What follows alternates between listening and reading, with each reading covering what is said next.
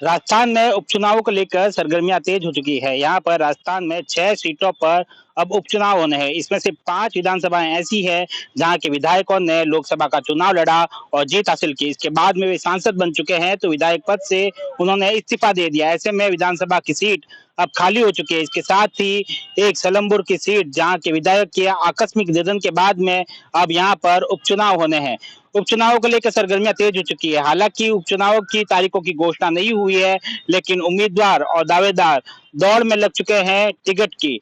अब देखना होगा कि किसे टिकट मिलेगा, लेकिन सबसे चर्चाओं में रहने वाली सीट है खिवसर विधानसभा सीट। यहाँ पर पहली बार नहीं है कि उपचुनाव हो रहे हैं। 2019 के लोकसभा चुनाव के बाद में भी यहाँ पे हनुमान बेनीवाल यहाँ से सांसद बन चुके थे और यहाँ यह सीट खाली हो चुकी थी। ऐसे में यहाँ पर उपचुनाव हुआ था। 2008 के परिसीमन के बाद से ही इस सीट पर हनुमान बेनीवाल का कब्जा है।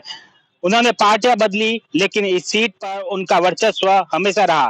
खिवसर विधानसभा सीट से 2008 से ही हनुमान बेनीवाल चुनाव लड़ रहे हैं। 2008 में उन्होंने बीजेपी की ओर से चुनाव लड़ा था और 24,000 के आसपास मतों से यहाँ पर जीत हासिल की थी। इसके बाद में उन्हें भाजपा पार्टी से निष्कासन का मुंह देखना पड़ा।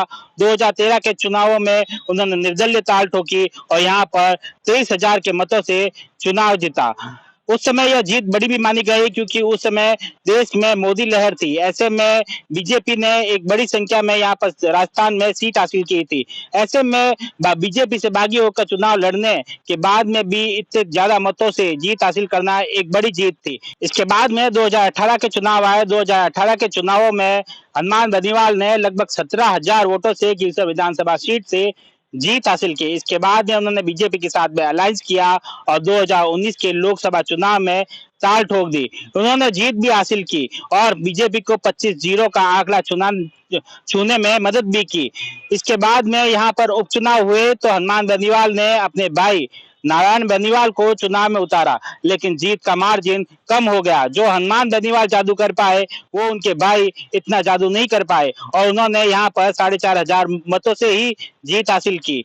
इसके बाद में 2023 के विधानसभा चुनाव आए। फिर से हनुमान बेनीवाल मैदान में उतर चुके थे। इस बार बीजेपी का दामन वे छोड़ चुके थे। किसान आंदोलन के समर्थन में उन्होंने बीजेपी का विरोध किया और उन्होंने बीजेपी का दामन छोड़ दिया। फिर से उन्होंने अपनी राष्ट्रीय लोकतांत्रिक पार्टी से चुनाव लड़ा विधानसभा का, लेकिन इस बार वो जादू नहीं चल पाया जो पिछले चुनावों में चल पाया। लगभग 2,000 वोटों से ही उन्होंने जीत हासिल की। बड़ी करीबी जीत थी। ऐसे में यह यहाँ पर टक्कर कांटे की मानी जा रही थी। हालांकि हनुमान बेनीवाल ने यहाँ पर जीत हासिल कर ली, लेकिन यह जीत बड़ी नहीं मानी गई।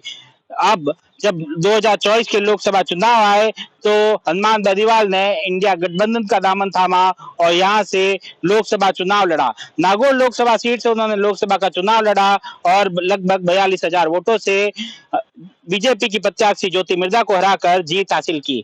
अब फिर से इस सीट पर उपचुनाव होने हैं। खिवसर विधानसभा सीट पर उपचुनाव को लेकर अब चर्चाएं शुरू हो चुकी है। किसे टिकट मिलेगा? भाजपा किसे टिकट देगी?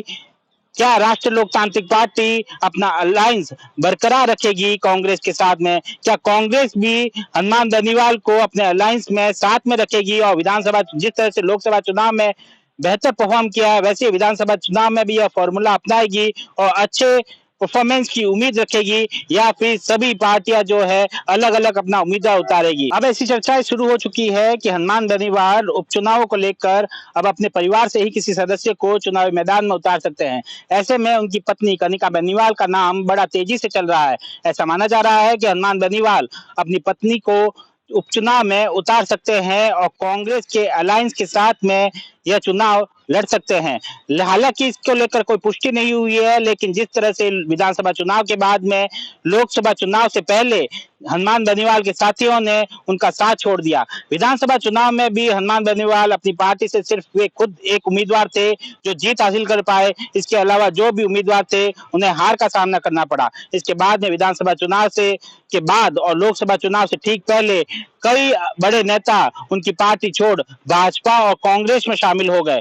दरअसल उम्मीदराम बेनीवाल, जिन्होंने हाल ही में बाड़मेर जैसलमेर लोकसभा सीट से कांग्रेस की ओर से चुनाव लड़ा था, वे पहले राष्ट्रीय लोकतांत्रिक पार्टी में हुआ करते थे। 2023 के विधानसभा चुनाव में उन्होंने बायतू से चुनाव लड़ा था। हालांकि हरीश चौधरी के सामने हार का सामना करना पड़ा। इसके बाद में हरीश चौधरी की दखलंदाजी के बाद वे उमेदवार राम बेनीवाल को कांग्रेस में लाने में सफल हुए और उन्हें लोकसभा का टिकट दिलवाया और चुनाव लड़ाया। उन्होंने जीत भी हासिल की।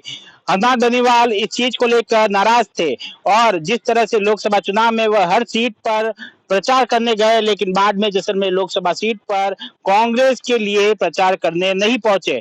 इसको लेकर भी नाराजगी देखने को मिली। इसके बाद में पुखराज गर्ग जो भोपालगढ़ से 2018 में राष्ट्रीय लोकतांत्रिक पार्टी से उम्मीदवार थे और उन्होंने जीत भी हासिल की, विधायक भी बने, लेकिन 2023 के विधानसभा चुनाव में उन्होंने हार का सामना करना पड़ा। इसके बाद में उन्होंने राष्ट्रीय लोकतांत्रिक पार्टी का दामन तोड़ लोकसभा चुनाव से ठीक पहले बीजेपी का दामन थाम लिया। अब वे बीजेपी के सदस्य है। ऐसे में हनुमान बेनीवाल को लगातार अपने करीबी नेताओं से धोखा मिला। ऐसे में ऐसा माना जा रहा है कि आने वाले उपचुनाव में वे अपने ही परिवार के किसी सदस्य को उपचुनाव में उतार सकते हैं। हालांकि यह देखने वाली बात होगी कि आने वाले उपचुनाव में हनुमान बेनीवाल किसी प्रत्याशी बनाकर अपने राष्ट्रीय लोकतांत्रिक पार्टी से खिलसर विधानसभा सीट से चुनावी मैदान में उतारते हैं। सुमित देवड़ा, टीवी 9, नागौर।